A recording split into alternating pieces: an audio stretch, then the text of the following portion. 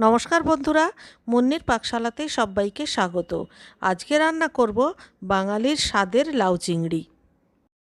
কোনো মশলা না দিয়েই এই রান্না, অথচ লাউ চিংড়ি নাম শুনলেই প্রতিটি বাঙালির জিভে জল এসে যায়। বুড়ো হয়ে গেলে লাউ যেমন খাওয়া যায় না, তেমনি খুব কচি লাউ কিন্তু সিদ্ধ হয় না।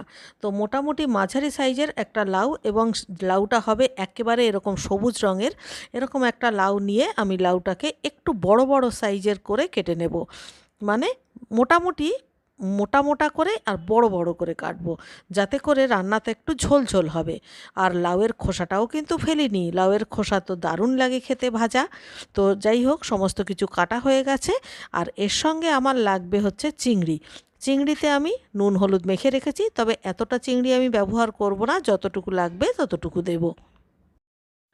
কড়াইতে 3 চামচ মতো সর্ষের তেল দিয়ে তার মধ্যে 5 ফোড়ন আর শুকনো লঙ্কা ফোড়ন দিয়েছি। কয়েক সেকেন্ড ভাজবার পরেই এর মধ্যে একটা মাঝারি সাইজের আলুকে ডুমো ডুমো করে কেটে দিয়ে দিলাম। আলু একটু ভাজা ভাজা করে নেব। 2 মিনিট নাড়াচাড়া করেই এর মধ্যে চিংড়ি দিয়ে দেব। চিংড়িটা আগে ভেজে তুলে রাখলেও চলে, তবে হাতে সময় কম থাকলে এইভাবে রান্না করলেও কিন্তু দারুণ লাগে। আলুর সঙ্গে চিংড়িটা যেই ভাজা ভাজা হয়ে গেল, তারপরে লাউয়ের টুকরোগুলো দিয়ে দিলাম। লাউ খুব বেশি কষাতে হয় না, তাহলে সেদ্ধ হতে দেরি হয়। তাই মোটামুটি একটু নাড়াচাড়া করেই কিছুটা গরম জল দিয়ে ঢাকা দিয়ে 7-8 মিনিট মতো রান্না করব। 7-8 মিনিট পর লাউ আলু সমস্ত কিছু সেদ্ধ হয়ে গেছে, আর ঝোলটাও অনেকটা কমে এসছে। এবারে এর মধ্যে 4-5টা চেরা কাঁচা লঙ্কা দিয়ে দিলাম। দিয়ে আবারও 2 থেকে 3 মিনিট মতো ফোটাবো। আজকের লাউ ঘন্ট কিন্তু বেশ ঝোলঝোল করে রান্না করব, আর তার জন্যেই লাউয়ের টুকরোগুলোকে আমি বেশ বড় বড় করে কেটেছি।